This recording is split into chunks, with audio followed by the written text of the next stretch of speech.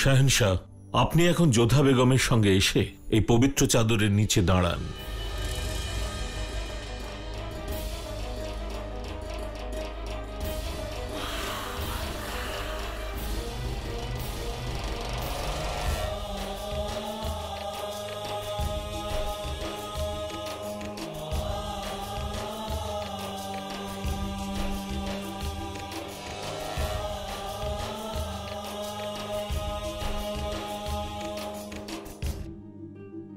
এখন আপনারা দুজন একে অন্যের হাতের উপর হাত রাখুন।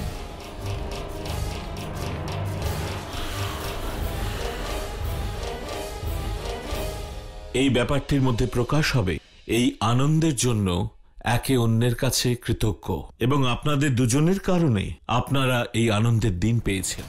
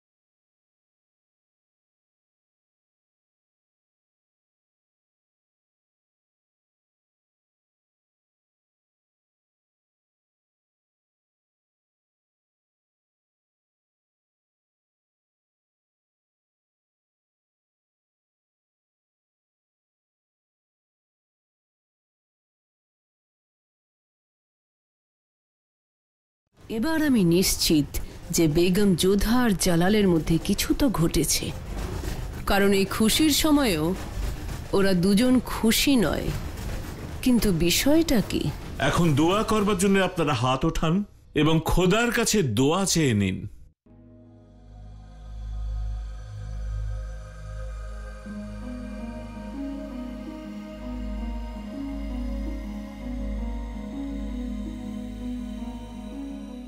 শাহেনশাহ, এখন আমি যা বলবো আপনি তাই বলবেন।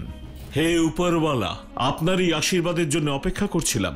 হে উপরওয়ালা, আপনারই আশীর্বাদের জন্য অপেক্ষা করেছিলাম। আপনি আমায় সন্তান দিয়ে নিঃসন্তান অবস্থা থেকে মুক্তি দিয়েছেন। আপনি আমাকে সন্তান দিয়ে নিঃসন্তান অবস্থা থেকে মুক্তি দিয়েছেন। আমার বংশ পরম্পরাকে এগিয়ে নিয়ে যাওয়ার সুযোগ করে দিয়েছেন। আপনার দোয়া যেন সঙ্গে থাকে। আমার বংশ পরম্পরাকে আপনি এগিয়ে নিয়ে যাওয়ার সুযোগ করে দিয়েছেন।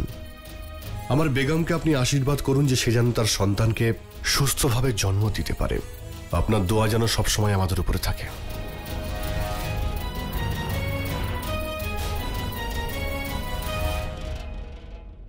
এবার আপনিও বলুন যোধা বেগম, আপনি এই দুই জগতের মালিক। আমি আপনার কাছে কৃতজ্ঞ। আপনি আমায় মুঘল সাম্রাজ্য এগিয়ে নিয়ে যাওয়ার সুযোগ করে দিয়েছেন। হে সংসারের পালনকর্তা, আপনাকে ধন্যবাদ যে মুঘল সাম্রাজ্যকে এগিয়ে নিয়ে যাওয়ার সুযোগ আমায় দিয়েছেন। হে খোদা, আপনার আশীর্বাদ আমাদের সম্পর্ক আর আমাদের ভালোবাসার উপর বজায় রাখবেন। হে ঈশ্বর, আপনার আশীর্বাদ আমাদের সম্পর্ক আর আমাদের ভালোবাসার উপর সর্বদা বজায় রাখবেন।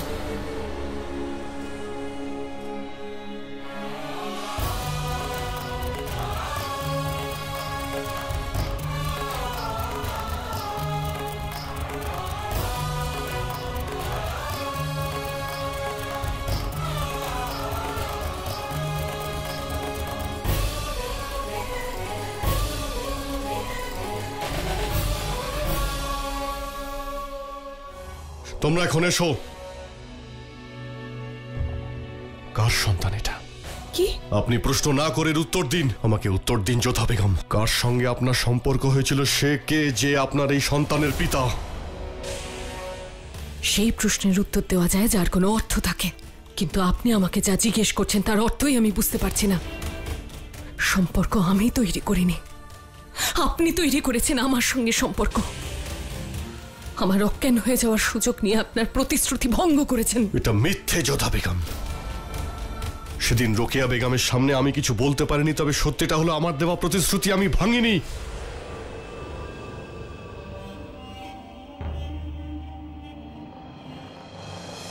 এইবার বুঝলাম, তো এই জন্যই জালাল এত চিন্তিত, সেই জন্য দেওয়ানে আমি এত কড়া শাস্তি শুনিয়েছে জালাল।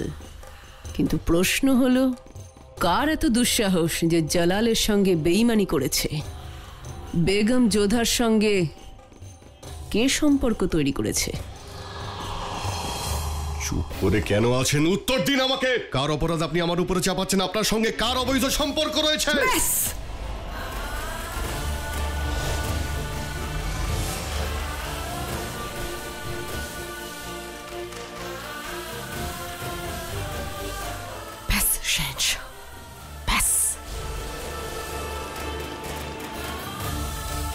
আপনি মুঘল সাম্রাজ্যের শেহনশাহ, ভুলে যাবেন না আমিও একজন রাজবংশীয়। আর একজন রাজবংশীয় নারীকে অসম্মান করা, তার চরিত্রের দিকে আঙুল তোলার অধিকার কারুর নেই, একজন শেহনশাহও নেই। আমার জীবনের প্রত্যেকটা মুহূর্তের হিসেব আমার কাছে আছে, শুধু সেই রাত ছাড়া, কারণ সেই রাতে আপনার হাতে আমাকে সঁপে দেওয়া হয়েছিল। সেই রাতে আমার সঙ্গে কি হয়েছিল, আমার সঙ্গে কে কি করেছে সবকিছু আপনি জানেন, কারণ সেদিন সব দায়িত্ব ছিল আপনার হাতে।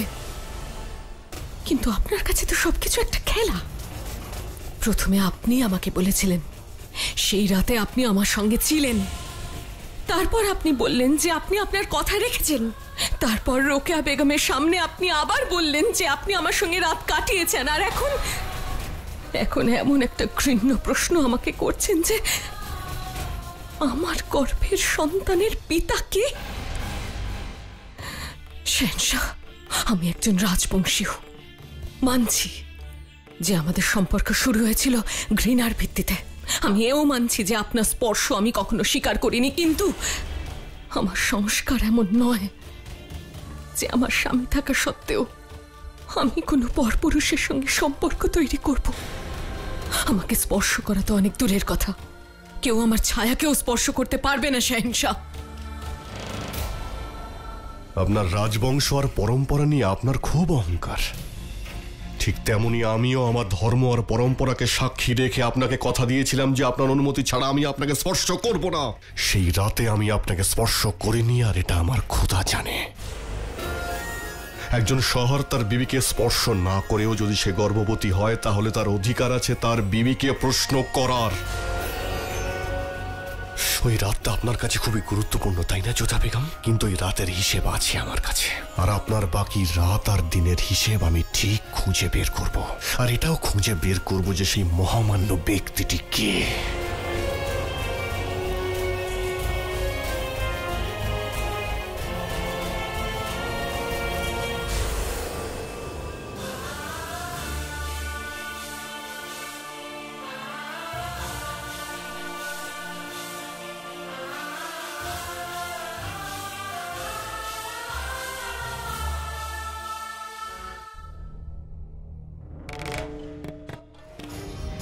আপনি তৈরি করেছেন আমার সঙ্গে সম্পর্ক, আমার অজ্ঞান হয়ে যাওয়ার সুযোগ নিয়ে আপনার প্রতিশ্রুতি ভঙ্গ করেছেন। এটা মিথ্যে যোধা বেগম।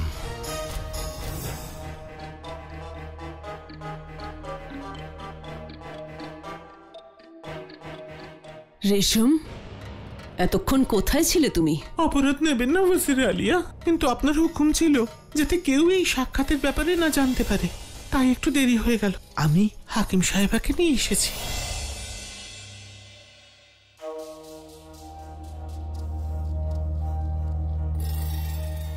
কি হয়েছে ওয়াজিরে আলিয়া? কোথায় ব্যথা আপনার? ওই আমিও নাকি বলেছি আপনার শরীরটা না ঠিক নেই। আপনি তো ঠিকই আছেন ওয়াজিরে আলিয়া। আমার কিছুই হয়নি। আপনাকে এখানে ডাকার কারণ বেগম যোধার শারীরিক অবস্থা জানার জন্য। বলুন। আপনি তো জানেনই আমাদের এই মহলে কত বেগমই তো গর্ভবতী হয়েছিলেন, অবশেষে সন্তানকে হারিয়েছেন। আমি চাইছি না যে এবারও সেই একই ঘটনা ঘটুক, সেই জন্যই জানতে চাইছি যে আপনি কি নিশ্চিত বেগম যোধা গর্ভবতী? 20 বছর ধরে আমি এই কাজ করছি, আজ পর্যন্ত কোনো ভুল আমি করিনি। আর তার থেকেও বেশি বছর ধরে এই মুঘল সাম্রাজ্যের সেবা করে আসছি আমি। যদি আপনি এতটুকু ভুল প্রমাণিত হন আর আমি জানতে পারি যে আপনি কাউকে ভয় পেয়ে অথবা অর্থের লোভে এটা করেছেন, তাহলে আপনার শিরচ্ছেদ হবে। খোদার কসম, আমার এত বড় সাহস যে আমি মিথ্যে বলবো? আমরা বংশ পরম্পরায় এই সাম্রাজ্যের সেবা করে আসছি। পরীক্ষা নিরীক্ষা, হাবভাব আর লক্ষণ এটাই বলছে যে যোধা বেগম মা হতে চলেছেন। কেমন লক্ষণ? আপনি তো জানেনই, গর্ভবতী মহিলারা ক্লান্তি অনুভব করে, মেজাজ খিটখিটে হয়ে যায়। বলছি না আমার ভালো লাগছে না,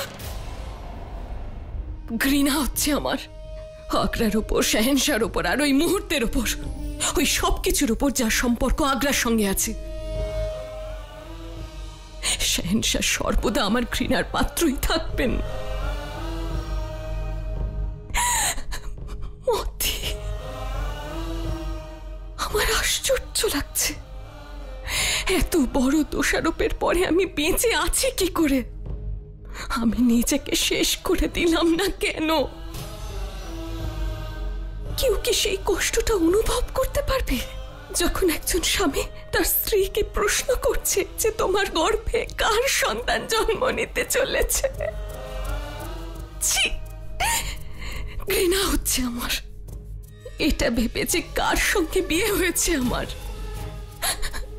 মতে, আমাদের রাজবংশীদের মধ্যে যদি যুদ্ধে কোনো পুরুষ হেরে যায় তখন তার স্ত্রী জহরব্রত করে যাতে অন্য কোনো পুরুষ তাকে স্পর্শ করতে না পারে, যাতে মৃত্যুর পরও তার শরীর পবিত্র থাকে।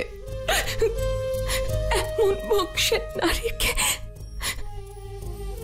এত নোংরা দোষারোপ করলো, তাও আবার তার স্বামী। আমি মরে যেতে চাই মতি, আমি মরে যেতে চাই।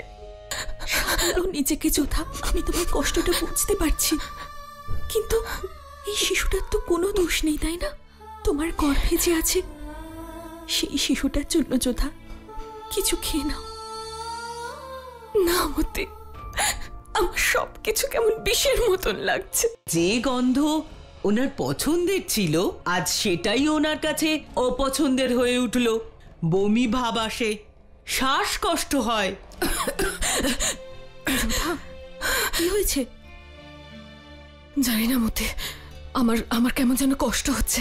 হে ঈশ্বর, আমি এখনই হাকিমকে ডেকে নিয়ে আসছি। তার কোনো প্রয়োজন নেই মতিবাই, যোধা খুব ভালো আছে। প্রথম দিকে এরকম হয়, এর চিকিৎসা আছে। এই যে জোয়ানের চূর্ণ, এতে সব ঠিক হয়ে যাবে। আর এই যে হিঙের চূর্ণ, এতে খিদেও পাবে। এই সমস্ত লক্ষণের ব্যাপারে আমিও জানি, আমারও সন্তান আছে, আমার শাদিও এখানে হয়েছিল। আমি জানতে চাইছি বিশেষ কিছু, অন্য কোনো লক্ষণ হতে পারে, অন্য কোনো অসুখের এরকম লক্ষণ দেখা দিচ্ছে। আমি এসব কথা আপনাকে এই কারণে জিজ্ঞাসা করছি যে আমি জানি যে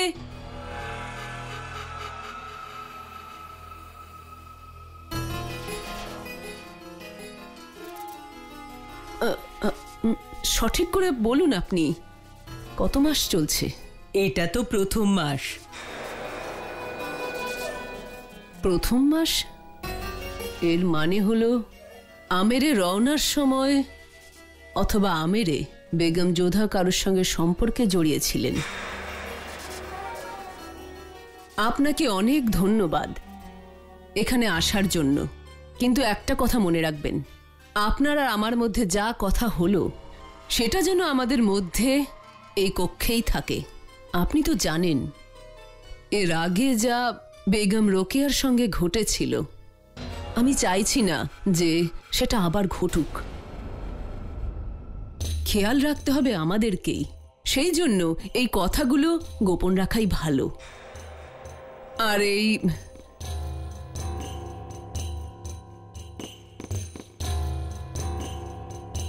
ছোট্ট উপহার আপনার জন্য।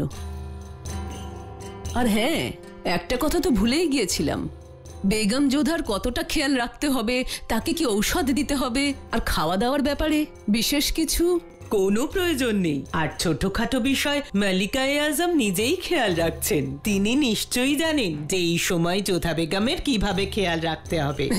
অবশ্যই। শুধু এটা দেখতে হবে উনি যেন আনন্দে থাকেন, শান্তিতে থাকেন। শান্তিতে থাকবে, অবশ্যই। ধন্যবাদ সুখবর শোনানোর জন্য। আমি তো বুঝতেই পারছি না বেগম যোধা কিভাবে শান্তিতে থাকবেন, কারণ জালাল তো ওনাকে সরাসরি বলে দিয়েছে যে ওর গর্ভে যে সন্তান আছে তা জালালের নয়। তাও শান্তিতে আছে?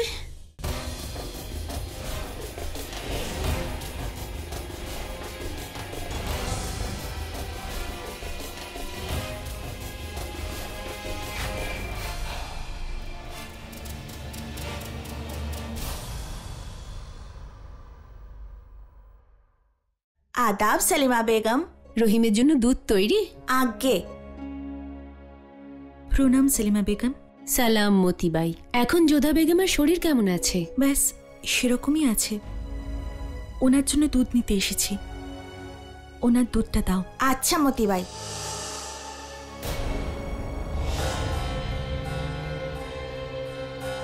কে কে ওখানে? এখানে তো কেউ নেই সেলিমা বেগম। মনে হলো কেউ ছিল ওখানে।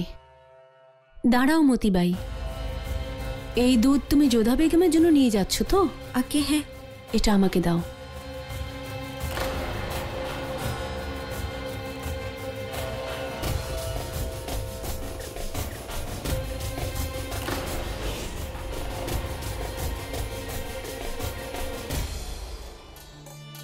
মনে হলো কেউ ছিল এখানে। দুধে কিছু মেশানো হয়েছে কিনা দেখে নিলাম। ধন্যবাদ, আপনি কত খেয়াল রাখেন যোধার। আচ্ছা আমি এখন আসি। রহিমের দুধটা দাও।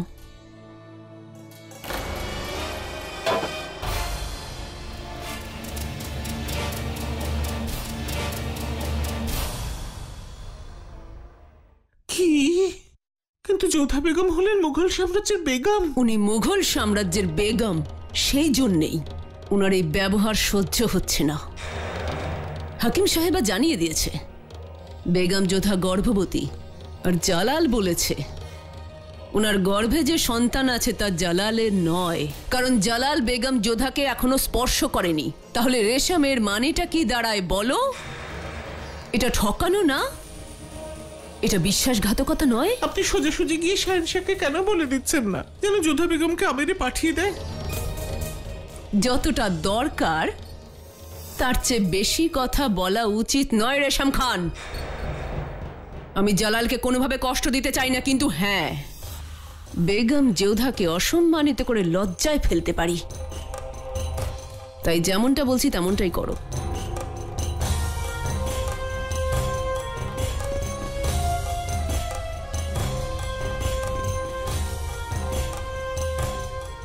বুঝে গেছো তুমি? দাঁড়িয়ে আছো কেন? রেশম যাও।